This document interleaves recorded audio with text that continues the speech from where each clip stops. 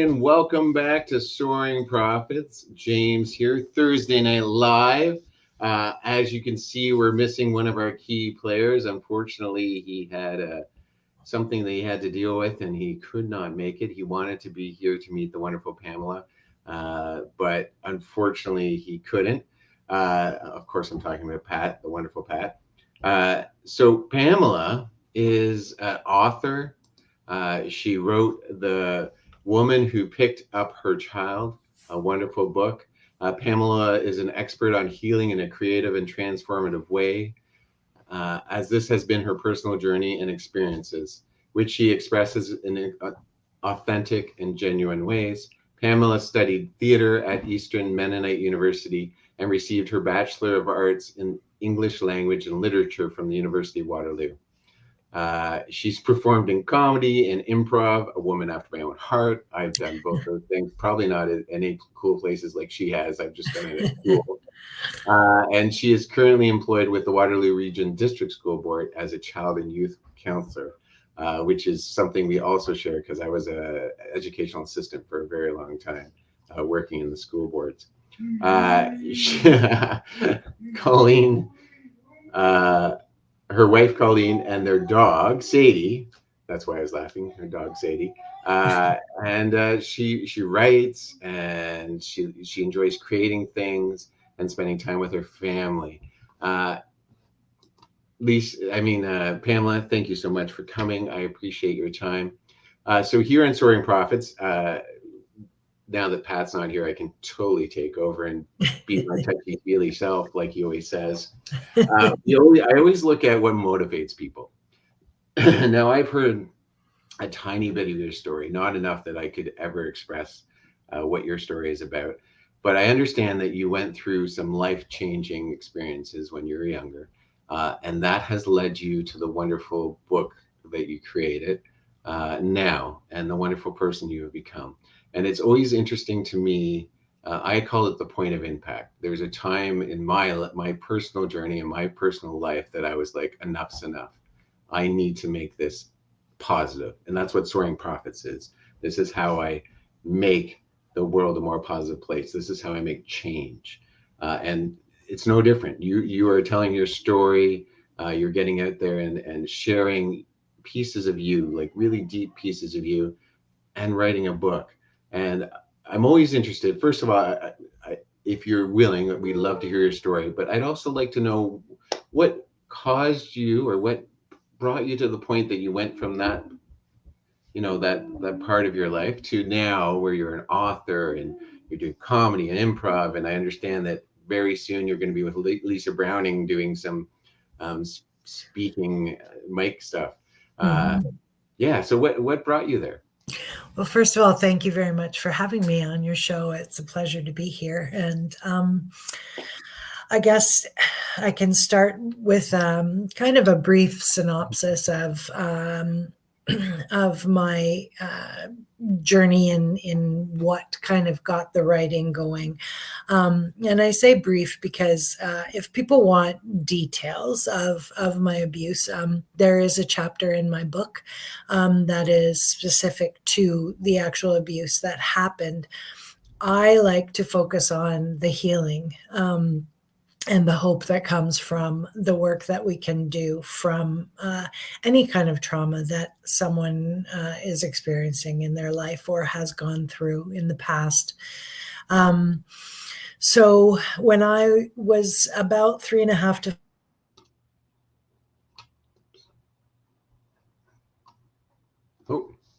I think we're frozen. Sorry, guys. I'm sure she'll be right back. Are you back? I'm here. Right, you're frozen. That happened. So when you were about 5 is the last thing. Yeah, so I was about 4 years old, 3.5 to 4 years old, where I was sexually abused by a grandfather and an uncle. Wow. For about 5 or 6 years. obviously at different times and in different places. That abuse involved bestiality and torture. And so they were very traumatic events that happened to me in my wee little life at a very early age. And from there, I grew up as a very fearful child. I was terrified of everything, very vigilant, and just kind of afraid to try and try new things, be anybody that was kind of different or made me feel any kind of discomfort or hesitation, made me terribly afraid. So I lived a lot of my life in just trying to survive. So in survival mode. And I'm thankful for that now, in that it's kept me alive to today. But growing up in that kind of atmosphere and having that kind of fear really limited me to being hesitant with a lot of things. And I had wonderful moments in my childhood as well.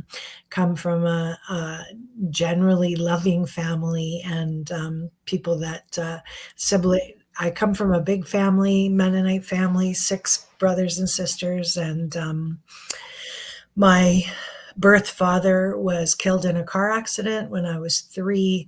The abuse started soon after his death, and then my mom remarried when I was 12, which is a difficult time in anybody's life, prepubescent. And so that was a difficult adjustment for me. And I really struggled with my relationship with him for many reasons and on various levels. I tapped into a few memories of abuse, some triggers, flashbacks in my early 20s, and was involved in that time in my life with a group of women, lay women, who would get together with me and talk with me, and we would share together, and their kind of approach was to then pray with me, kind of through some of that healing. And although it was beneficial at the time, I don't think it was enough. And it wasn't on a professional kind of level, but it took me to a certain point, and then I was done. I couldn't go further. And I think part of that was because of the severe trauma that I experienced as a small child. So it wasn't until 2016, so my late 40s, when the last of my abusers passed away, when I started getting severe flashbacks and memories and nightmares and dreams, and no longer could I kind of push it away anymore. It was really affecting me. So I sought counseling, professional therapy, and through that, did some intense therapy and still am, for years, every week. And her name is Dr. Terry Mitchell, and she wrote the foreword to my book. So you'll get an idea of some of the modules and therapy techniques that we used when working together. But through my times with Dr. Mitchell, we would kind of discuss something, or I would come, with a memory or with a topic. And then I would go away and I started journaling, and I would journal my thoughts, my feelings, and my emotions would be expressed through paper. At one point in time, Dr. Mitchell just said to me, "Did you ever think of writing a book? Your writing, could be that kind of put into that kind of format." Right. And I was just like, I don't know, not really. And but that seed was planted, and I kept writing. In my writing, um, probably because of the theatrical part in me and the acting and stuff, symbolism has played a huge part in my life. I love symbols. I love when everything in my life has meaning. So if it doesn't kind of have meaning, it's kind of pointless to Yeah. me. And so when we would be talking about uh, avoiding a trigger, or what to do when I am triggered by a memory or intense feelings and emotions, what could I do? And so I made a little leather pouch one time and filled it with some essential oils, so that when I would have a memory, I could pull out that and smell and do breathing. We did a lot with breath and breathing. I wanted to somehow create something that I could destroy as a memory.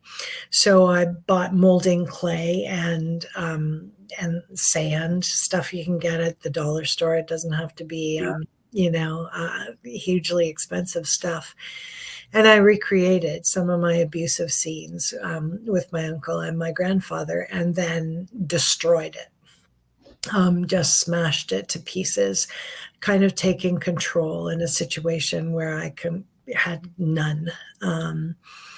I was a very sad child. I now know why. And sadness was something that I connected with very quickly, very often. And so I, out of clay, created a, a, a well. And it's my well of sadness, I call it. And in that, so for me, it symbolizes, it has a little bucket that hangs over the side. Dr. Mitchell and I worked through how it's okay to be at the well of sadness, and sometimes we have to double dip. Sometimes we, get that bucket going quite a few times, but I don't have to stay there anymore. What happened to me is real. It's part of who I am. But by not being sad all the time, it doesn't mean that I'm not honoring who I am and what happened to me. So it's a good symbol to remind myself that, yeah, it's okay to be sad. And sometimes I need to double dip. And sometimes I'll just be at the well and feel kind of melancholy or sad. But I can go to other places and feel other things. In that came a decision that I needed to build a bridge. I felt like it was a process for me to kind of at the beginning of the bridge, I made a set of stairs, and on those stairs were our words like fear, theater, spirituality, memories, all kinds of things that led me to the top of the stairs. At the top of the stairs, there's a door, and the door has a picture of me. And so it was a picture of me in 2016 and a picture of me when I was a 4-year-old. And they're together in that picture in the window of the door. And that door is open to a bridge that is made with dowels, so of different shapes, and and width, and they are separated with different widths in between them. Looks more like a roller coaster than it does a bridge, because anybody who has done any kind of healing knows that healing is, as much as we would love it to be linear and have a start and a finish, it is not. And there's lots of ups and downs. And to this day, there still are. But to me, it symbolized, from the first step when I decided to open the door, and I decided to open that door and enter the healing process. When I knew I just couldn't go on anymore, I wasn't happy. Life wasn't good the way that things were continuing on, and with all the flashbacks and memories coming, I couldn't cope anymore. So I opened that door, and the first step is a big drop, because it's a huge step. When we choose to go forth into our healing, no matter how far or, how much we, forge ahead, Mm-hmm. the first step is the scariest, because it's the fear of the unknown. And underneath my bridge, I have a black piece of felt, because it felt like if I lost my footing on this bridge or on the little dowels that were carrying me from one step to the next, some thicker than some very tiny, if I fell, I would fall into an abyss. That's what it felt like to me. Right. On the bridge, I have different pieces of leather and string that is tied and interwoven through it all, that symbolizes blood lost from the pain of the torture and the abuse. Green string to symbolize healing, and braided, kind of very thin rope, to symbolize the continuity and the togetherness that we need to have when we're healing. And I have stones with the word fear. Fear is huge on stones in the beginning, so the stones are larger. And as it gets to the end of the bridge, the word fear is on tinier pebbles, and it's written smaller. Mm-hmm. On that bridge, it says it should have never, ever happened, but it did. And I have names of support people. Whenever we go through any kind of healing progress, it's always good to have a group of people that love us unconditionally, that are kind of, rooting for us for us on the sidelines. And so I have names of specific people in my life that were there during the healing journey for me, especially the intense times. At the top of the other end of the bridge, there is a platform. There is a stairs to get out, and a platform, and that platform now symbolizes the rest of my life. So on that platform, I change things. They look different than what they did 2 months ago. They'll look different 2 months from now. Some things I leave the same. I have train tracks in my book. I have a chapter about train tracks and the significance and importance of different parts of a train track, so that trains know when to switch tracks and what would happen if they didn't, and if the tracks themselves would malfunction. Sometimes it's easy to just stay on the same track, the same way of thinking. Sometimes we have to be reminded and have a little bit of a brain jigger to get us over to a different track, and to remind us that there's another way to look at this or think through this. So I have little train tracks. I have words like "you are loved" on there. I have a shell. Water is a significant symbol for me for healing. Being at any form of water or lake is just that's my church. That's my sanctuary and my place of peace, and where I refuel. Yeah. So it's a good place, or a good thing to look at and remember that from where I live to where I can go to find a body of water, it's 90 minutes to transformation. And I remind myself of that. And I really got into axe throwing when I was expressing my rage and anger towards my abusers. And I've built a tower of rage with all kinds of words and different things and axes and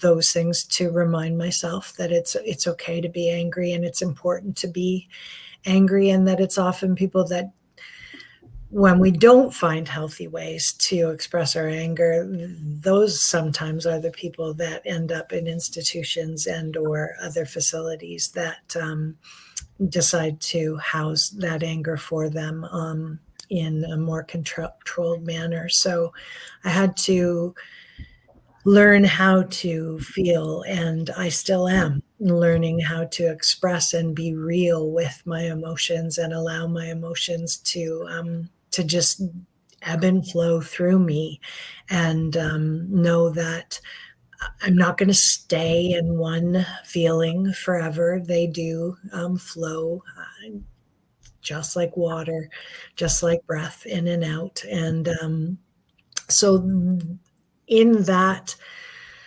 I needed to put a screen door at the top of the exit to my bridge. And the screen door is to remind me that, yes, what happened in my past is part of me. I will never be able to leave that. But I don't have to stay there. And so, again, through therapy and in talking with Dr. Mitchell, we talked about that, and she helped me to see that, my abuse will always be a part of my story, but I don't need to stay in that. I can keep that screen door shut. I can look through it, and, I can see things through the fuzzy parts of the screen, and know that little Pamela went through the things that she did, and that pain is there and real, and it is part of who I am.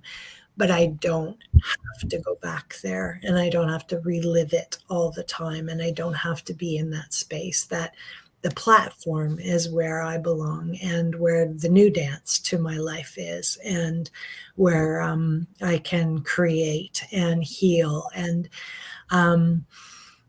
there's a chapter in my book that's called I Wish Healing Was a To-Do List, because at one point I was positive that, even though, in the Courage to Heal book, that is kind of like the Bible for sexual abuse survivors, they encourage us to remember constantly that, this isn't an A to B, and then, you get to C, and voila, you're this new human being. But I was pretty sure that I was going to, prove the world differently and be that A plus B equals C. So when I would have these creative flows and follow through in creating things and writing, chapters and journal entries at that time, they weren't chapters. I was sure that, okay, I'm doing this. This is gonna get to an end here, and I quickly am learning and did learn that it is a journey. It is not a destination. And I just went through a really, really rough time before coming on this podcast, actually, of deep depression. And I've been off work because of my depression and some stuff that has been going on. I'm seeing the light again, and there's hope again. And I'm just constantly reminded that it's a roller coaster, and I could be really angry and be pointing the fingers at my abusers and saying, because of you, I can't live a life that I want to live. Or I can say, life is hard, and we all have hard stuff to deal with. And each time I go through a rough patch, I feel like I'm stronger than I was before. Another one of my chapters is called Spirals. And I think the beginning of the chapter says, I've decided I hate spirals because we talk about how we spiral, Yeah. and we go down. And Mhm. yet Dr. Mitchell reminds me that spirals are, that kind of down, but they come back up too. And Mhm. Yeah. each time I go down, I have more tools to help myself get up to the top of that spiral faster than I did the last time. And when I'm certain that no, this time it's different, it's awful. I look back and realize, wow, I am growing, I am healing, and I am stronger. And I, through my creative tasks, through my creations and transforming in my own healing, my book became chapters, and my chapters became an invitation to be a book. And I decided to have it published with kind of my guts out there all over the pages of that book, so that if there is one other person who has gone through some childhood trauma or some form of trauma, because I'm not sure that the journey to healing necessarily has to be about sexual abuse. Mine, of course, is that Mhm. focus. Like I said, we all have hard stuff that we go through. And if it can help one other person and give one other person some kind of hope to know that they're not alone, that working really hard at not self-harming, waking up one day and feeling like you're on top of the world, and then the next day feeling like you're way back at the bottom of the spiral. If people can realize that those feelings, those thoughts, that pattern is not unique to themselves, although their journey is their own and their own unique path to healing will come. But how we go about it, it is really like a roller coaster. So that's how the book came to be. And I am so thankful for the people in my life that held me through my healing, that allowed me to cry and be angry, and who believed in me when I couldn't believe in myself, Mhm. uh, and then are now celebrating with me in the triumphs. So yeah, I haven't done comedy and theater and stuff for a long time.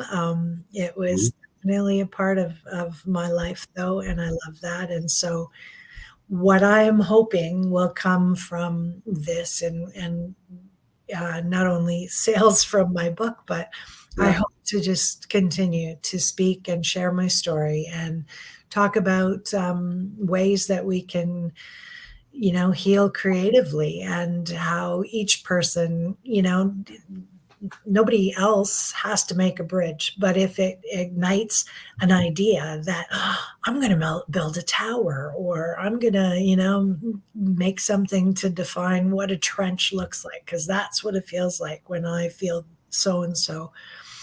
To me, that is the epitome of a survivor helping another survivor, and the hope being spread. Because like you said, James, there's a whole lot of bad out there. We can turn that on and read it anywhere at any time, but we've got to have more people that are willing to kind of put their guts on the table and say, yeah, this is it, and it sucks, however, from this comes this. And so that's kind of my hope and my dream, and what I hope will happen. Pamela, I think it's amazing. Thank you so much for sharing. I could not imagine coming from where you've been to Mm. coming where you are now, a confident, wonderful woman that you're absolutely right. Through depression, I suffer from depression sometimes as well. And it is a spiral. It's one of those things that you do you do feel, and it comes and it goes. But the most important thing is what you said, which is when it comes back and you go down that spiral. Sorry, this is Patrick. Yeah. Sorry, not here. Uh, when you go down that spiral, sometimes we forget that we've been there before. And sometimes we forget where we've been. I talk about a mountain, and I talk about, you started at the bottom of a mountain, Pamela, like 2016, you're at the bottom of the mountain, you were looking up way up high and through like some wonderful people and some great, experiences, and the fact that you have a wonderful therapist, which I'm constantly recommending to everyone. I have a wonderful therapist.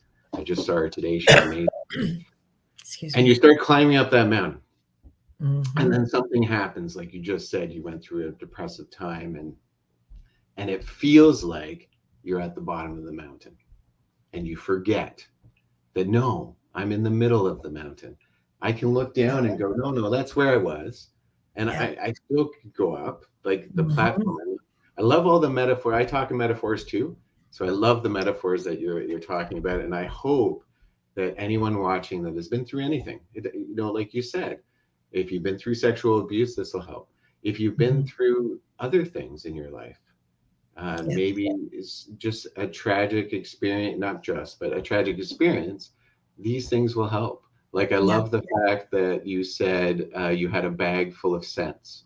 And that's really important because that um, it's a technique that centers you. It brings you back to the moment. It takes you away from, obviously those flashbacks you're having. Yeah. And so it centers you again. And it doesn't have to be a scent. It can be a touch. Some people, it's like a tactile thing, something you can rub. Mm-hmm. I have Absolutely. bracelets. So when Mm-hmm. you said it, I do. I don't know if my friends ever noticed, but every once in a while I'll smell my bracelet because I have essential oils on it, and it centers me and it brings Yeah. me back to the moment, right? Mm-hmm. As opposed to wherever my mind is taking me. And Yeah. sometimes you need to do that.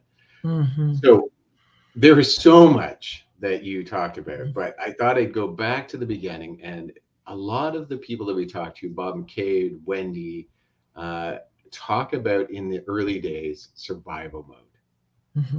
And I think it's really important.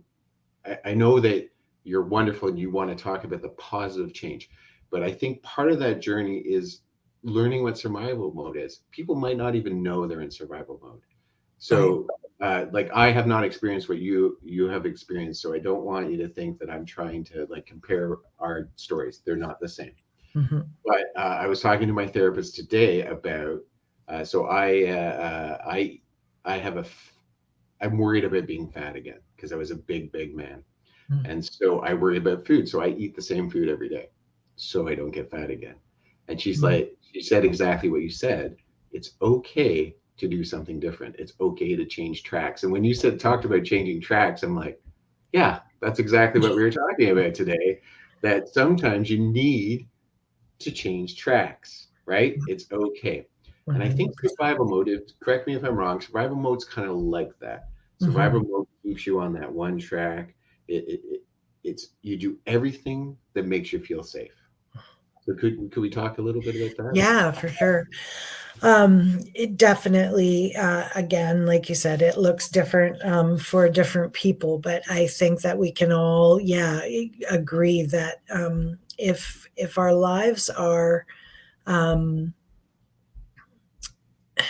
if we're afraid that something is going to change, so whether it's a weight gain, whether it's a horrific memory from our past, and we're not going to be able to survive that, whatever that may look like, we're going to get in a car accident again, or we're going to get hit by a car, then we stay in a safe space, and we can do that consciously, and we can do that subconsciously, and it can become so unconscious that we look back at something and are like, holy smokes, my grocery list has not changed in however many months, or I have not, gone this way walking because for however many months I'm uh, avoiding whatever.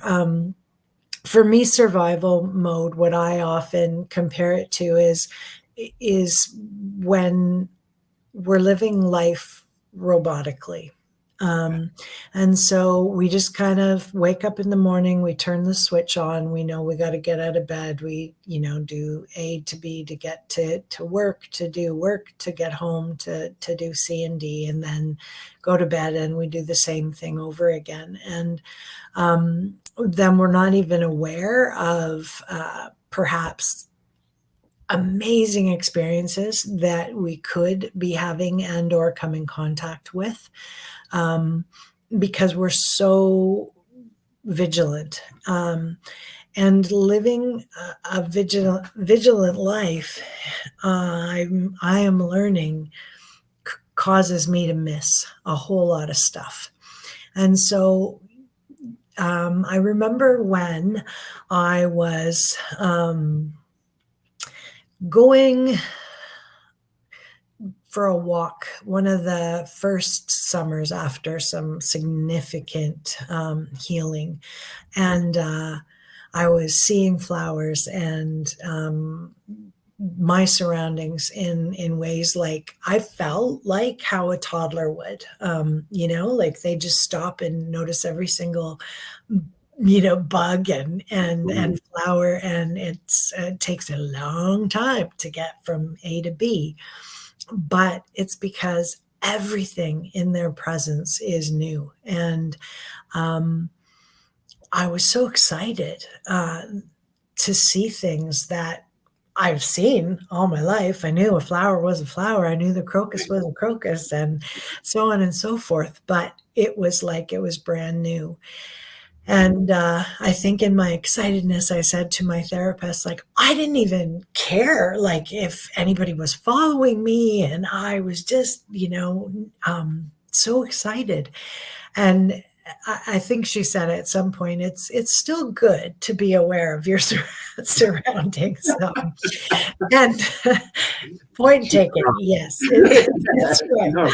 It's good to be safe and not to be precarious, but there's a difference between being aware and being vigilant.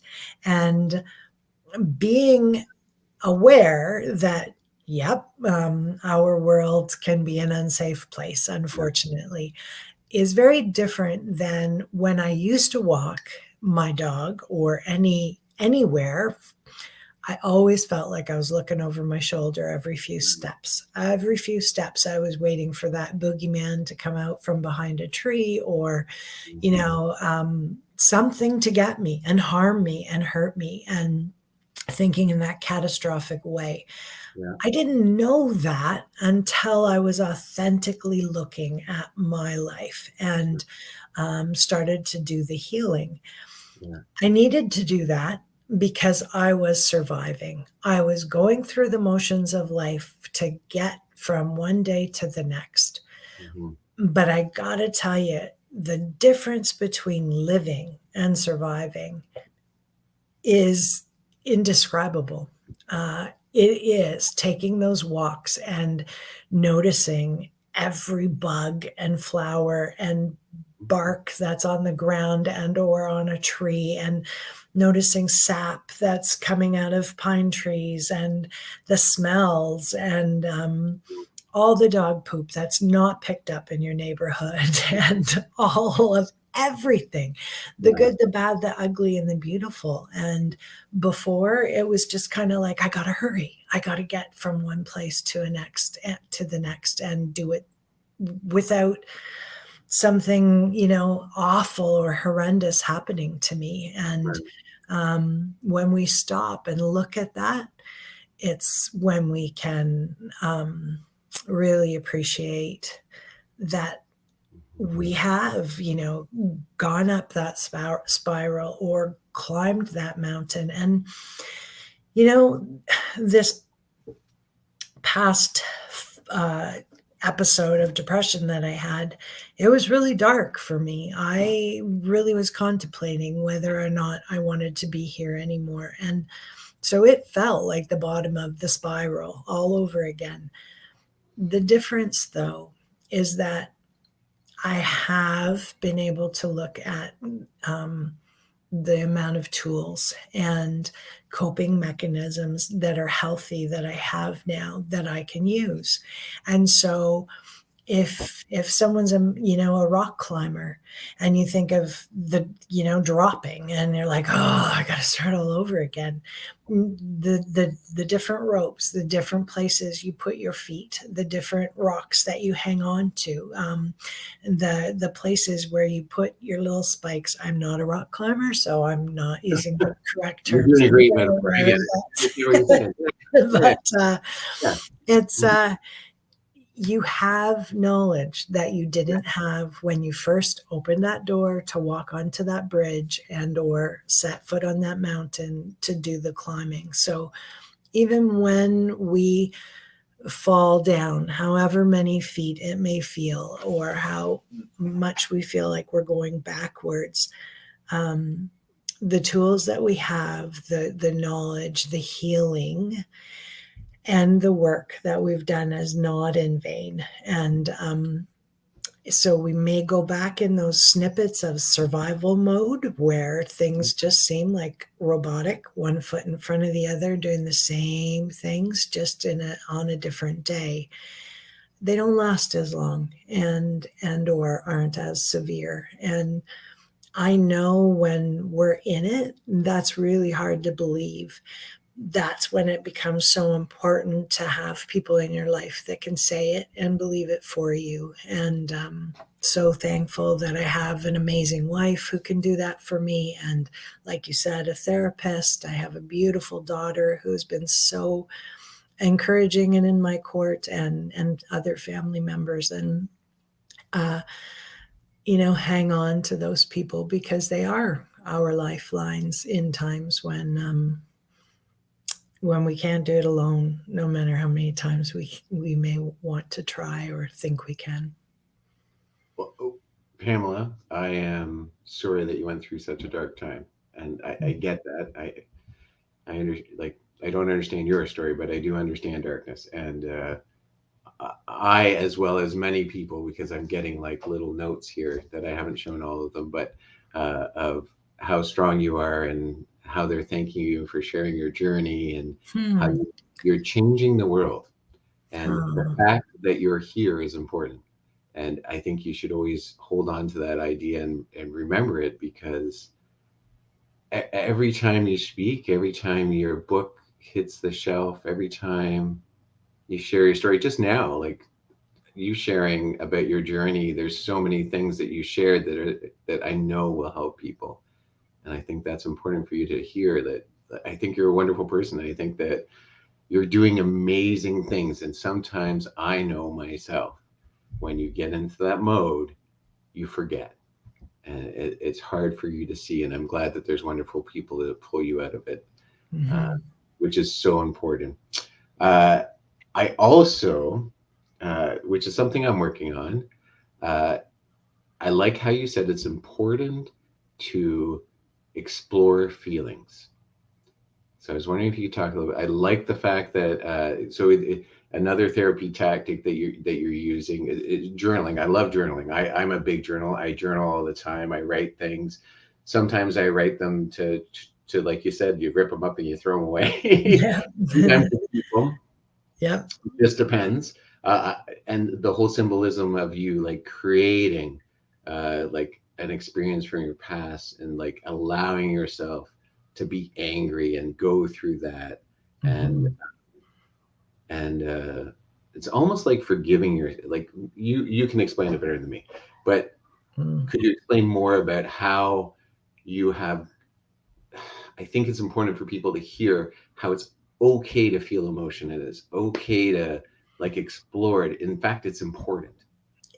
It's really important. And one of the things that I always say with the kiddos that I am so fortunate to work with is that feelings aren't right or wrong, good or bad. They just are. It's what we do with our feelings that matter. And talk about being somebody who had to learn to do that in her own life. And I'm still learning. And this is a new one for me. I think that from the writing of my book, from comments that people are sharing with you right now, even on the podcast, from reviews that I get from my book. I did a lot of work before the book came to out published to get ready to receive a lot of negative feedback.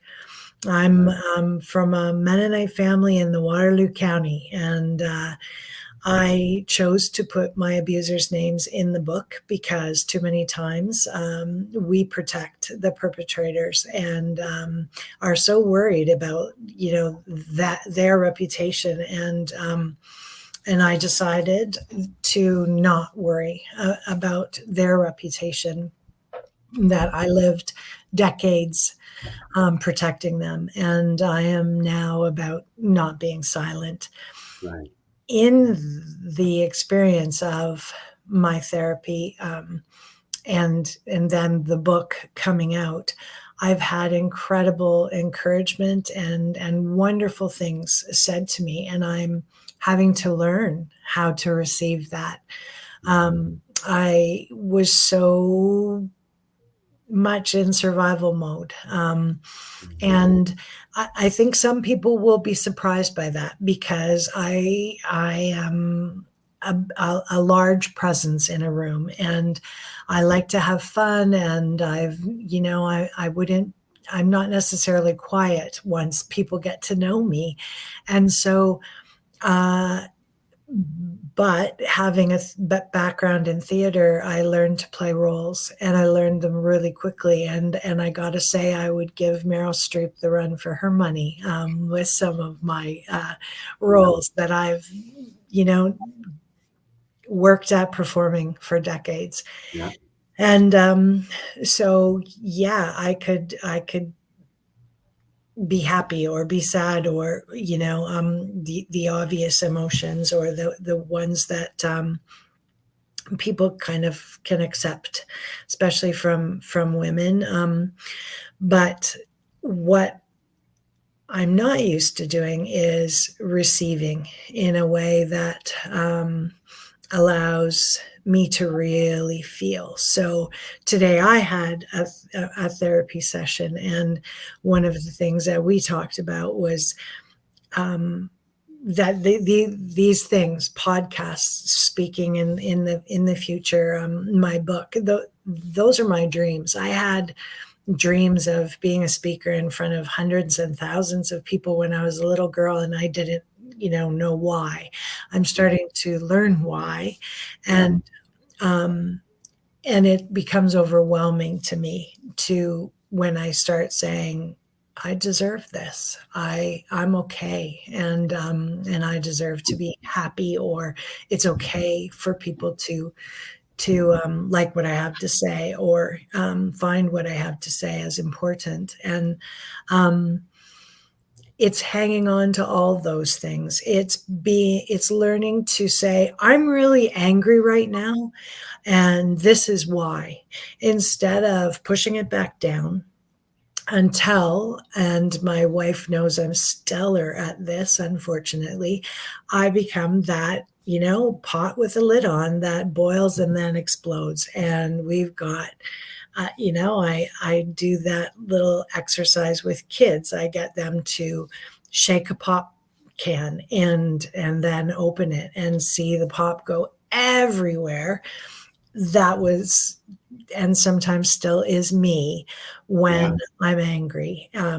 And so it's learning to control myself, not in a way that I have to be maintained, but control in that, Pam, you're angry right now, and nothing bad is going to happen if you say, you're angry right now, and this is why. And people that love you and trust you, and you them, you can work through that emotion. I can say I'm really sad right now, and I don't need to know why, and I don't have to have a catastrophic reason. It doesn't have to be a traumatic memory. I can just feel sad and not know why, or feel really good and not be like, I think my meds are working today. I can just be like, Yeah. I'm feeling happy today. And that's the difference too, I think, in learning really to be authentic and really to be aware of, just like sadness, it'll flow through me. Just Yeah. like anger, it'll flow through me. We can feel these things, but we don't have to be them. We can just feel them and then let them kind of flow through us and move on. Yeah. I like how you said you were an amazing actor. So at one time I was an amazing actor, Yeah. and it was all about keeping the status quo, keeping everyone calm around me and keeping everyone happy and everyone, um, just so there was no drama, because I didn't want drama in my life. I wanted everything to be very safe. So whatever I needed to be for that moment, I was that person. And I would be very, like, if I needed to be calm, I would be calm. If I needed to be like, I'm going to shut this all down, I would shut it all down, whatever I needed to be.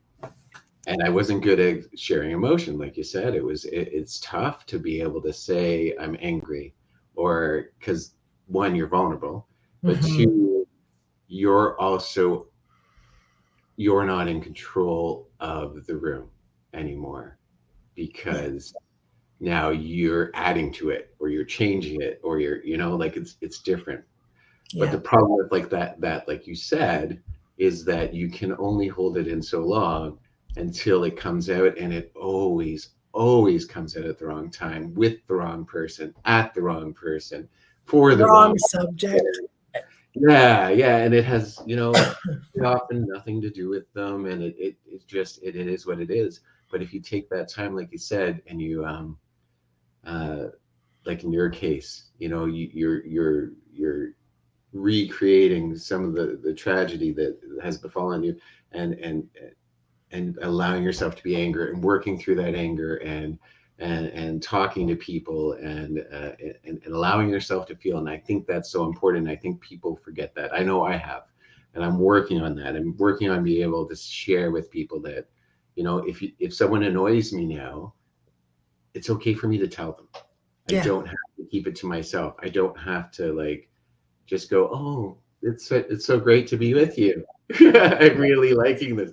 No, I can say, I really didn't like what you just said. I don't like what Absolutely. you said, and this is why, and we can have a conversation about it. And so, yeah, no, I think that's what I was trying to get to when I was talking to you about, like, sharing emotion, and I think it's important that people hear that. I Mhm. really do. Um, I haven't had the fortune of reading your book yet, but it looks really good. And I was just showing it. I just want to get it out there one more time. Um, Mhm. let me see. How do I put it up? There it is. So it's on Amazon. You can get it in Kindle form or paperback. Yeah. So you can order right through Amazon, and it'll be sent right to you. So Yep. I think it's important. Like, if you, like some of the things that she was talking about, you talk about your therapy, you talk about some of your thought processes while you were going through it. I think it's interesting, um, how you said that quite often you protect the perpetrator. And I don't know, but are you finding from all, like, you must talk to a lot of people. They must come to you in droves and say, Mhm. "Oh my God, Pamela, you're so amazing. You've helped me so much." Is that a common theme, that people, like you said, protect the Mhm. people who did this to you? Is that? I think that there are people, in my family and extended family that would have wished that, I have not heard anyone say, "I wish you didn't write the book." No. Nobody's said that, but there have been comments of people wishing that I didn't put their names in. Right. And I thought a lot about that before. The two people that abused me have been deceased for a long time. So Yeah. It blows my mind that like they're dead. And yet they're still worried about protecting them, in that, it's not fair, that they, can't defend themselves, or that they can't. Well, I guess my answer to that, or my response to that, is it wasn't fair that I couldn't protect myself for decades. And there's so many of us survivors out there that, many people. There was just an article in the paper, in my community, where somebody was suspended within the board because of sexual allegations and assaults. And not once in the paper was the name put out. And I just find that like incredulous that we're still in a society that we protect those that don't need protection. And maybe I'm seeing this, area too black and white. Maybe it's because of where I am in my healing. I'm open to talk to people about that, and to hear other people's opinions. But as far as my experience goes, for too long, there has been, and there are, too many communities, whether they're religious, Catholic, Mennonite, Muslim, it doesn't matter, and or not non-religious, Boy Scouts, Girl Guides, where there are so many people that are victims, and they weren't protected.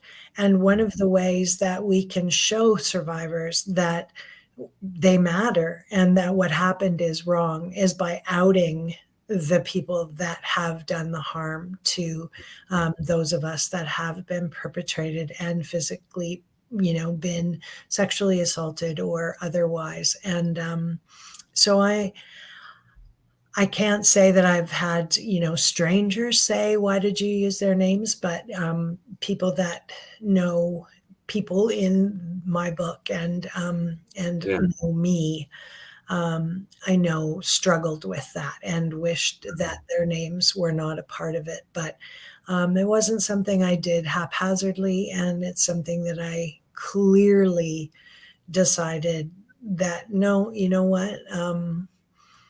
For too many years, I was silenced, and part of my journey and my hope is to let survivors know that we need to break the silence. And if we as grown-ups can't do that, how are we ever going to expect little 4 and 5 and 6-year-olds to use the limited language that they have to be able to tell us what's going on?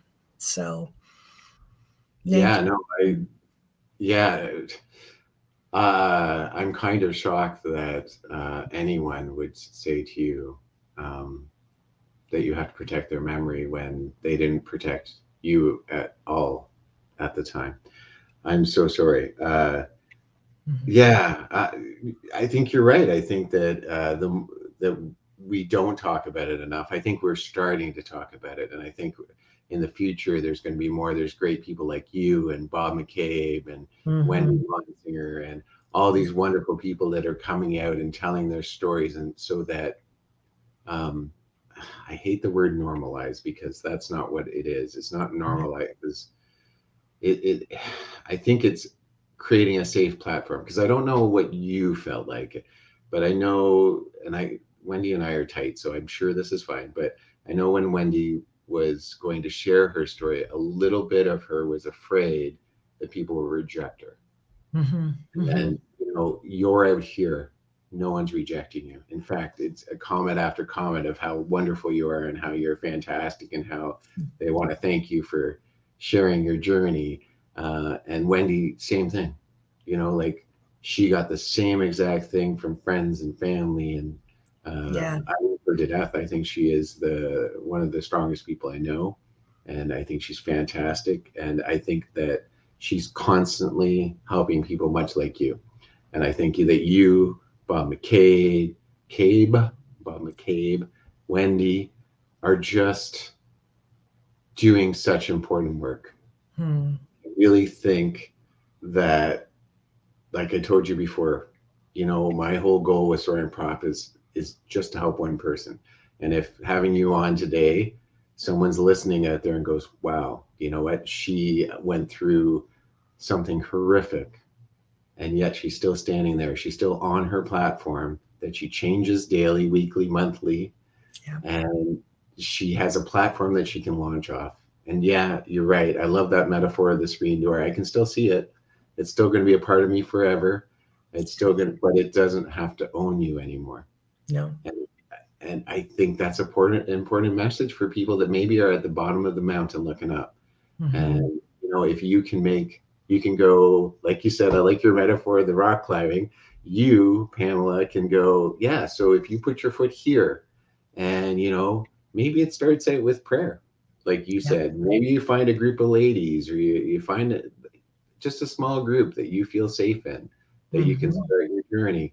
And then, you do the next step. And through your book, if they read your book, through talking to you, if they come listen to, because you're going to speak soon, we'll talk about that soon. And I think that, you're providing a map, a route that other people who survived horrific things can follow. And it just makes their life so much easier to know that on the other side is a beautiful Pamela who, has that platform. And I don't know, I just think you're wonderful. So thank you. So coming up, I was just looking at Lisa Browning, who I can't say enough about. I can't wait to meet her. I'm going to meet her very soon. Yeah, she's pretty amazing. Incredible woman. The amount of people that I have met that she has put upon her shoulders and pushed up without one person, like I'm sure you all thank her, but I don't know how many people know, how much she is involved or has a hand in all these wonderful, wonderful things. But anyway, she has her hand in everything. But she does a talk that when she was on, she talked about. Maybe you could tell us about what's next there, because you're going to be on it. Speaking so Recovery Speaking Initiative is a wonderful organization based out of Guelph for men, I think specifically, who struggle with addictions, but they are working on branching out and creating safe platforms and spaces for not just men, but I would think all gender people that are needing some support and or connection with other vulnerable, authentic humans like ourselves. They have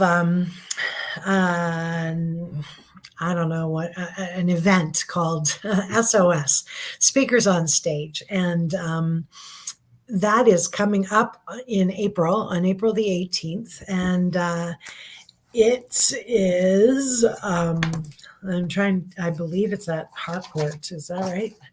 I should really say, look. So yes, it's at Harcourt. It's going to be 87 Dean Avenue in Guelph, if that helps, between 7 and 8. And you can purchase tickets. I'm just trying to pop it up here. So you keep telling us. Yeah, so it's actually 7 to 9, and there's an MC, and it's SOS, and it stands for Speakers on Stage, and it's at Harcourt United Church in Guelph, wherever you said it is. And there are 4 of us that are sharing our story, not necessarily just survivors, people that are recovering addicts, people that have had some kind of trauma and or journey that, they are on their way and climbing back out and or on the mountaintop. So there we are. So those are the lovely speakers there. I'm seeing this for the first time. All, because of Lisa Browning and her wonderful connections and the beautiful soul that she is. She is, one of those people that is there for other people. Goodness, she just makes things happen. What's so interesting is that, we've talked to you, so you're a Soaring Prophets friend. We've talked to Clay Williams. He's a Soaring Prophets friend. And we've talked to Derek as well. And wow. He is a Soaring Prophet friend. We haven't talked to Kevin yet, but I'm sure we will. One of these things is not like the other. That is so interesting. Yeah. So, and all of your stories are so compelling and so vastly different. And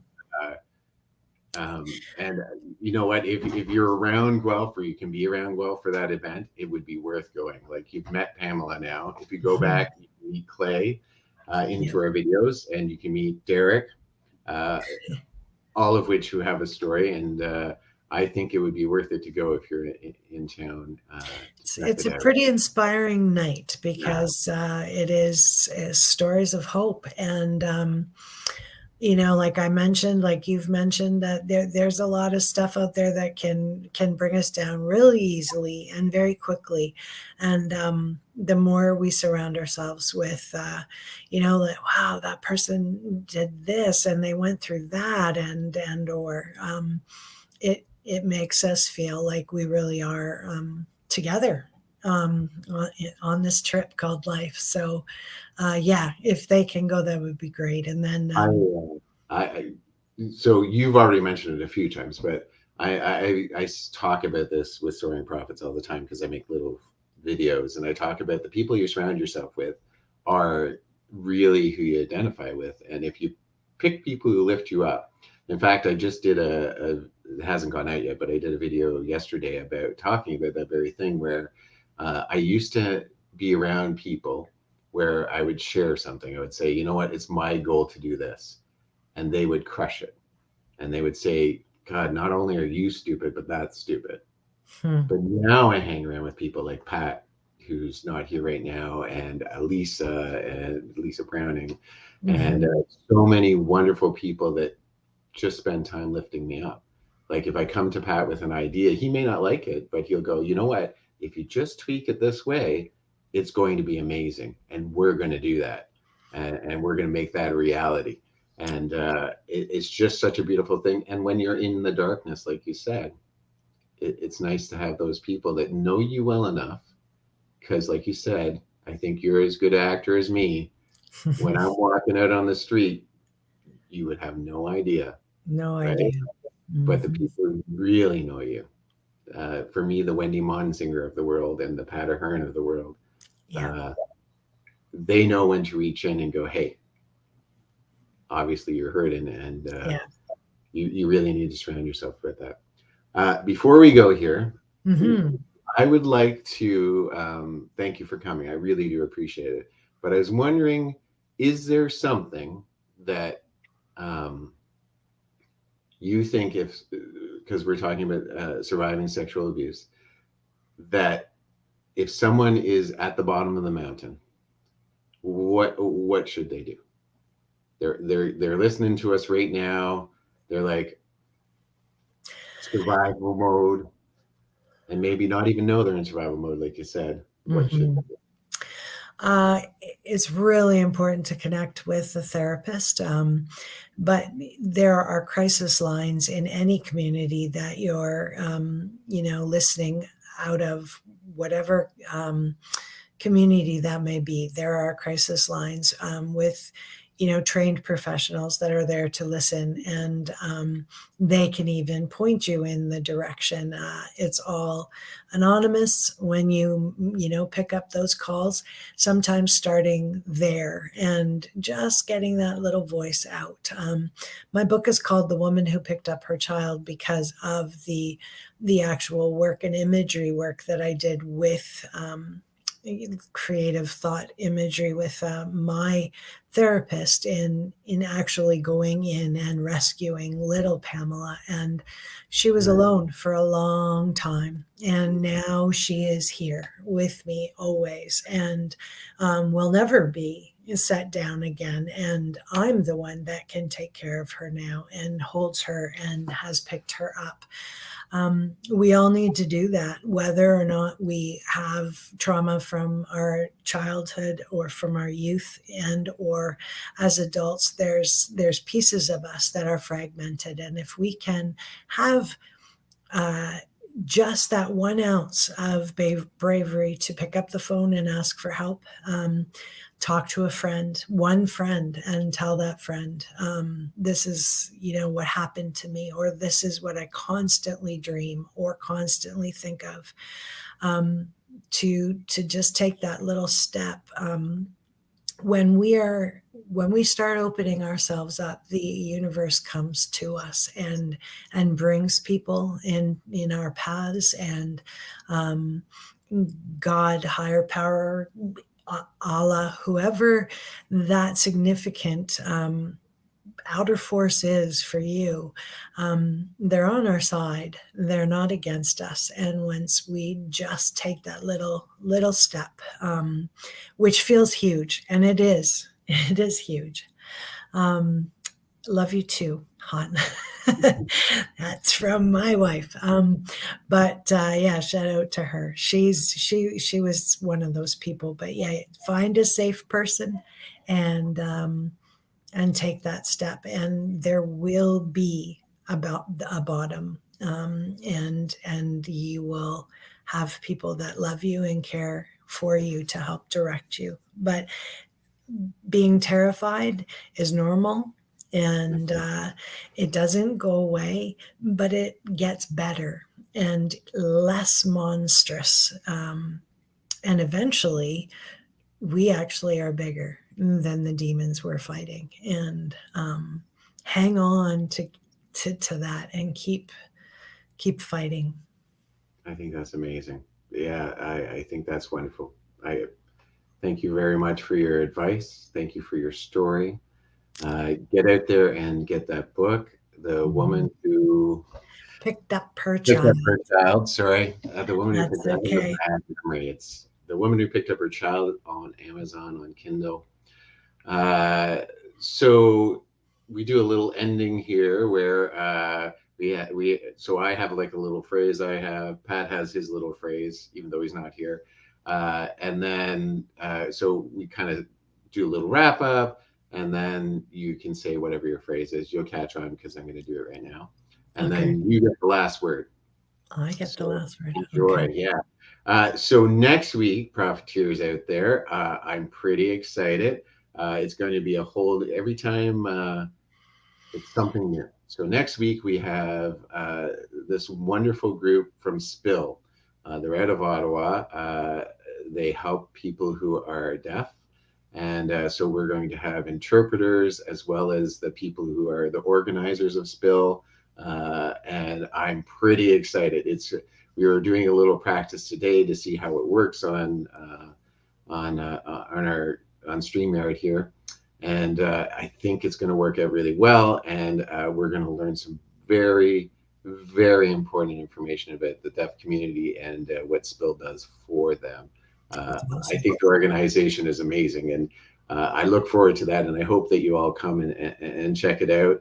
If for nothing else, the people who have created Spill are just wonderful, informative, great people. And I am so fortunate to meet all these people like Pam and like I said, Bob McKay, all these people that have not only overcome, but have taken it to the next level and made other people's lives better. I tell you guys all the time that that's what's important.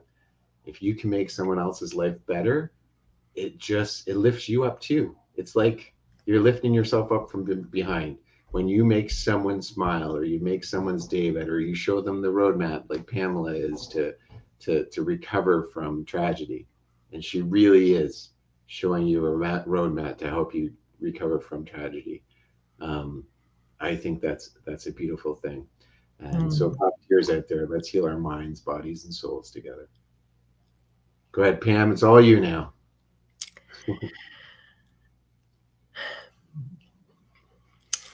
This is important, but remember that when there's movement, there's growth.